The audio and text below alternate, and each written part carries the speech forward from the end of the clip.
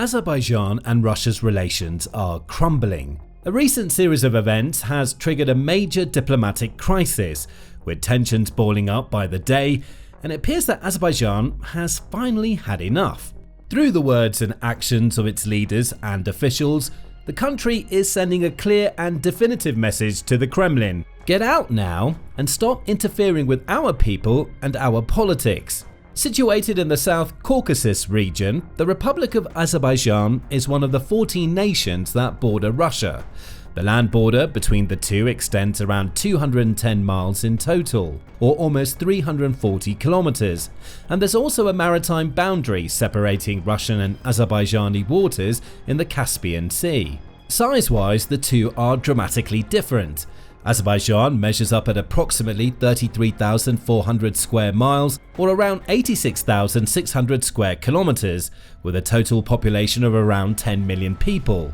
In contrast, as the world's largest nation, Russia extends across approximately 6.6 million square miles, or 17.1 million square kilometers, and boasts a population of over 140 million people. Given the country's proximity, they've been allies across the ages, helping and supporting one another time after time, and developing a cautious but largely consistent friendship.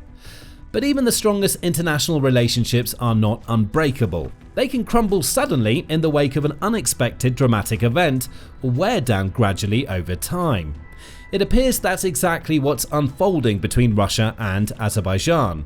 The exact events that led to the breakdown will be covered shortly, but to understand the broader context of what this all means for both countries moving forward, it's first necessary to go back.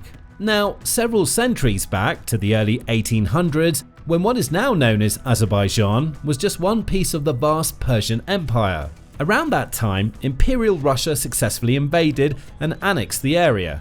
The Russians maintained control for more than a century to follow. But when the Russian Empire collapsed following World War I, Azerbaijan briefly became part of the Transcaucasian Democratic Federative Republic, before declaring independence as the Azerbaijan Democratic Republic, the first of its kind in the Muslim world. Shortly thereafter, Azerbaijan became the first Muslim nation to grant women equal political rights with men, and founded the first modern university in the Muslim East, Baku State University. Unfortunately, independent Azerbaijan wasn't destined to last very long. Less than 2 years after it was formed, the republic was invaded by the Soviet Red Army. An estimated 20,000 Azerbaijani soldiers lost their lives attempting to protect their country's freedom, but ultimately the Russians effectively reconquered Azerbaijan and it became part of the Soviet Union in 1920. It would remain that way until the Soviet Union eventually collapsed in 1991. Azerbaijan subsequently regained independence and gained admission to the United Nations, while initially maintaining relatively strong bilateral ties with Russia. It joined organizations like the Commonwealth of Independent States, alongside other former Soviet republics, and the Russian-led Collective Security Treaty Organization. However, the first signs of strain soon emerged between Baku and Moscow. Just as the Soviet Union was dissolving, a small enclave inside Azerbaijan, called Nagorno-Karabakh, declared independence, supported by Armenia. A war broke out, leading to tens of thousands of deaths, and Armenia took over a large part of Azerbaijan's territory too. Azerbaijan officials accused Russia of siding with Armenia in the conflict and started to seek other allies to reduce reliance on the Kremlin. Azerbaijan joined NATO's Partnership for Peace program in 1994 and made the decision to leave the Collective Security Treaty Organization in 1999, as well as preferring to strengthen ties with NATO instead. Still, even as Azerbaijan forged new alliances with Western nations and other countries, it tried to do so in a balanced way.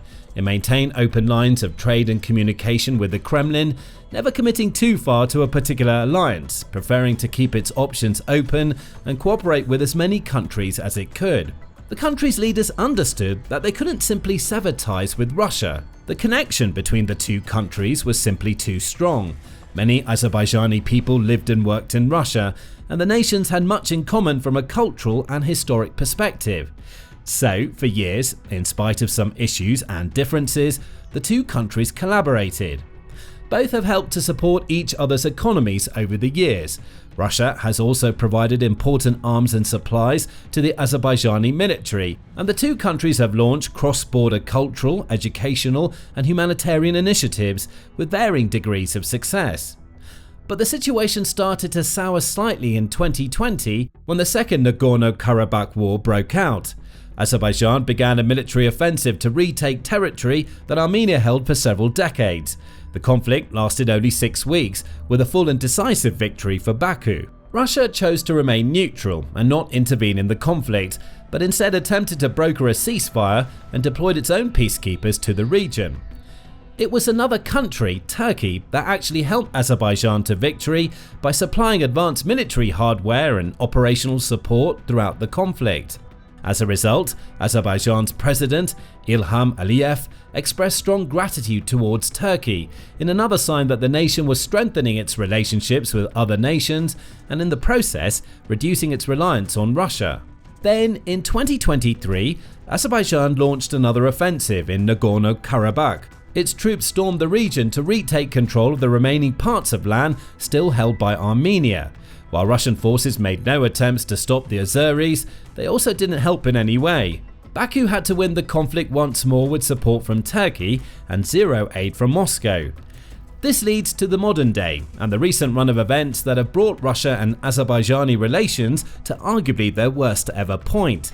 The breakdown began in December 2024 with the tragic crash of Azerbaijan Airlines Flight 8243.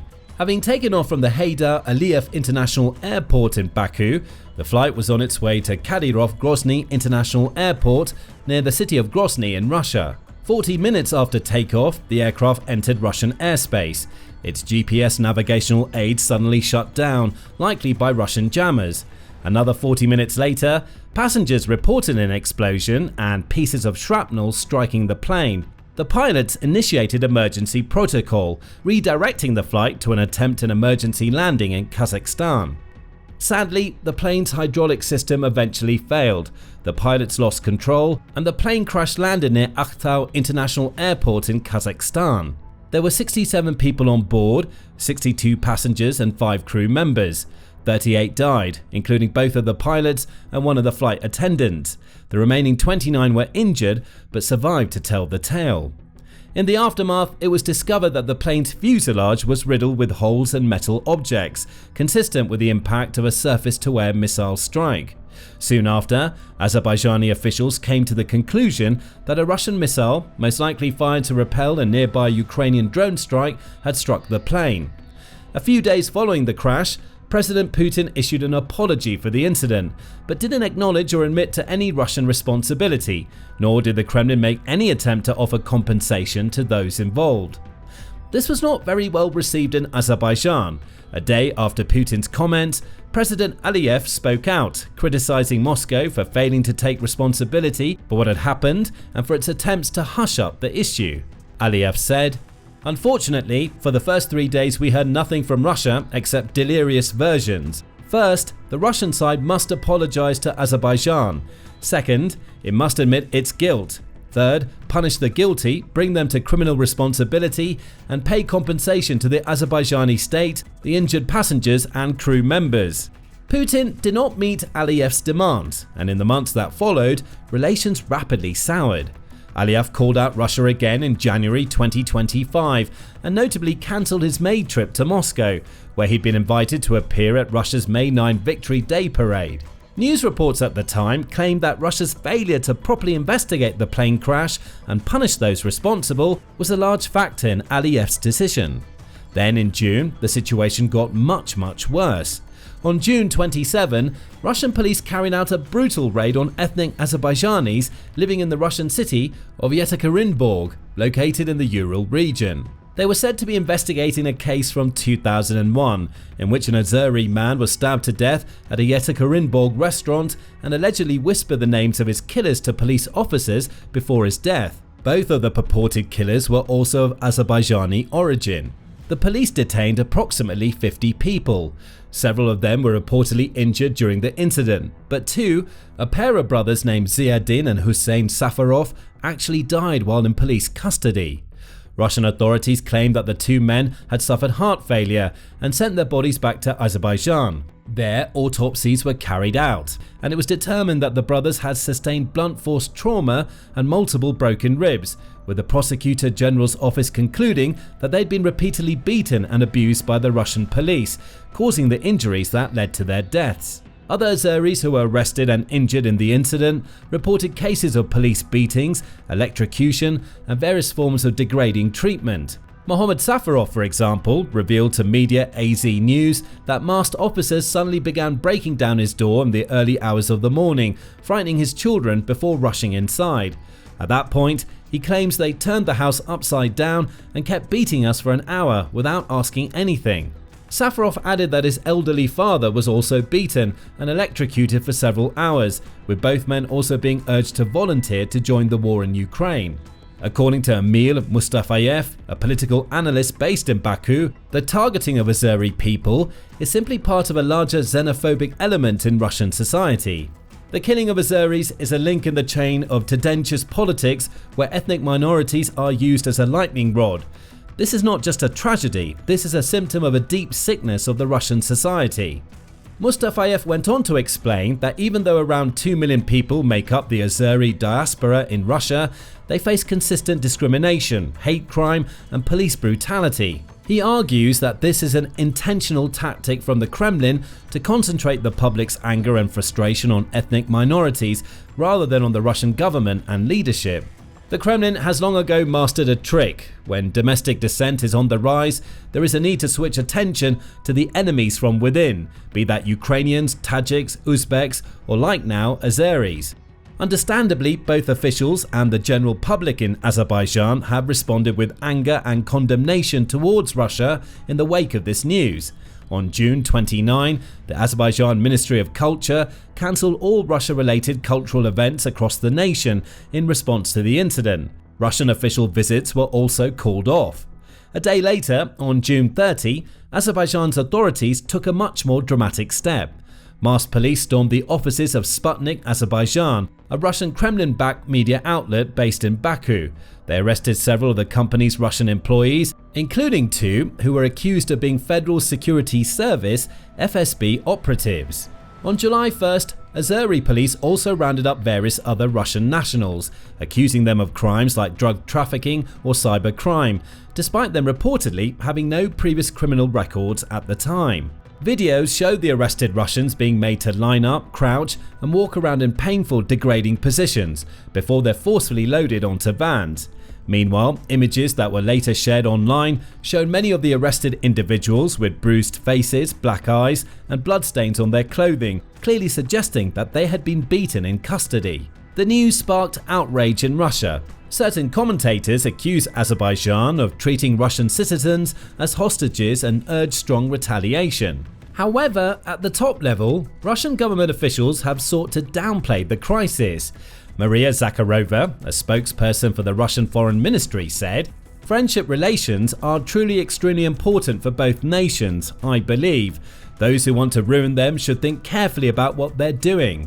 Kremlin spokesman Dmitry Peskov even suggested that Ukraine was involved in attempting to stoke tensions between the two countries, stating, "Ukraine will do everything possible to add fuel to the fire and provoke the Azerbaijani side to continue emotional actions."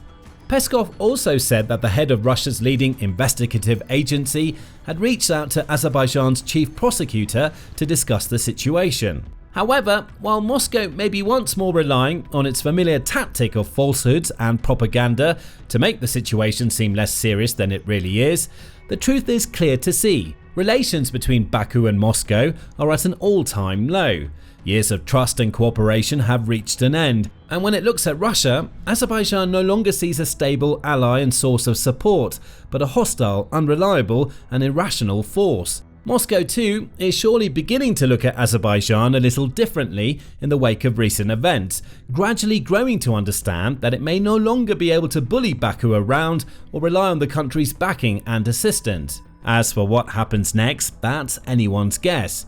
For now, it appears that there are 2 possible ways the situation might play out, though things could always change if further dramatic actions are taken by one side or the other. On the one hand, this breakdown in relations might not necessarily be permanent. As previously discussed, Azerbaijan has a history of pragmatism, particularly in regards to its foreign policy. It may not always have agreed with Russia, but it has consistently sought to maintain relatively strong working ties with the country.